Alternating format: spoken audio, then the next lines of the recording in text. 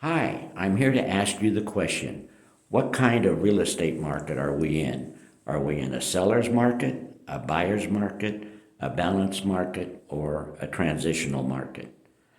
Well, I'm here to tell you that we are solidly in a seller's market. A seller's market is defined as 1 to 3 months supply of unsold homes on the market compared to current rate of sale. A buyer's market is 6 months or higher of unsold homes based on current rate of sale. And a balanced market is 3 to 6 months supply of unsold homes. So at the end of March, at the end of the first quarter of this year, we have slightly over 1 month supply of unsold homes. When we look at the first quarter of this year, we're gaining a little more clarity as what we can expect the rest of the year to look like. And then we have to take a look at what are we going to use as a comparison to measure this.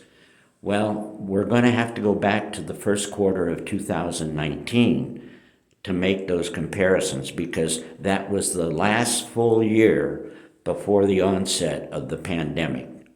And when we look at the results for the first quarter of 2019, we can see that we do have the makings of a pretty strong seasonal market. And that basically is good. We have a good market. There are opportunities for both buyers and sellers in this market. And when you're in the market, you're a student of the market, you are feeling right now that there's some activity that's picking up, that's going on, particularly on buyer activity. The demand side of the equation is picking up.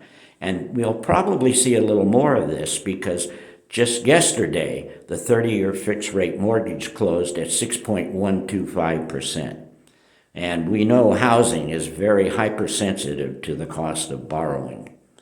So we do have also, anecdotally, we know that the market is picking up, particularly from the demand side. I'll just use one example. We are seeing several examples of multiple offers, but one example I'll use is the home that came on earlier in San Ramon, 4 bedrooms, 2 baths, single story, built in the 70s, and it was priced at $1,395,000.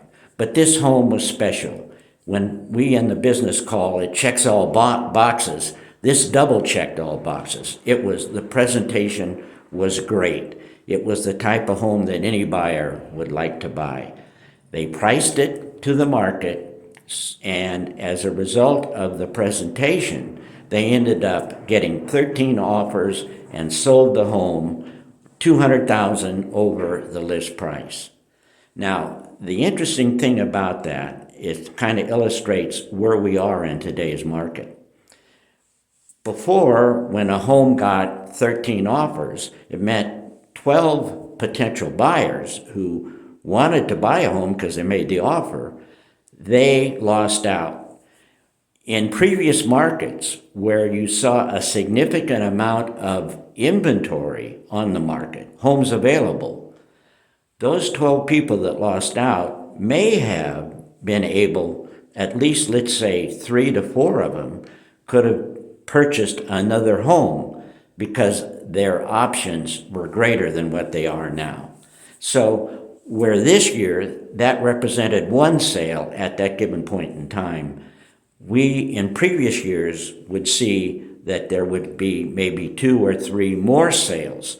So that's the kind of market we're in. Our problem is we just don't have enough inventory.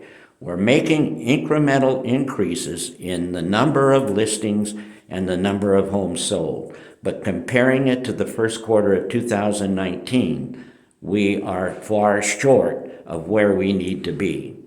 Now, when you look at that, we have to then take a look at the second quarter, which typically on a seasonal basis is the strongest quarter in relationship to sales and the number of homes on the market. And also, by the way, as it affects home values. it looks like right now we are not going to have the horsepower to have that kind of second quarter that we'd like to have. My perspective on this is it's going to come maybe in the third quarter. We have to watch it to continue to see. There has to be two things that happen, the two catalysts that can change this for us. Number one, there has to be inflation is diminishing, and therefore we will see a lowering of the mortgage interest rates. The other thing is that we know that will bring more demand into the market. Then hopefully that will convince homeowners who were considering selling that there is a market there for their home. And if we can have those two things happen, we can see before the end of the year, we will end up with a very, very good market.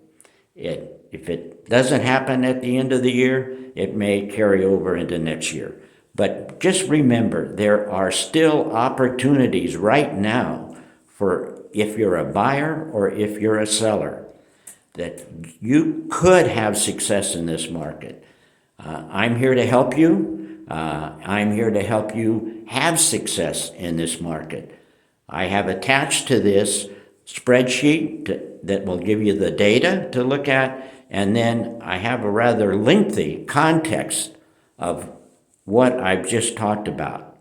Please take a look at it. I'd love to hear from you. I'm here, I'm available, and I'd like to help you achieve your real estate goals. Thank you so much.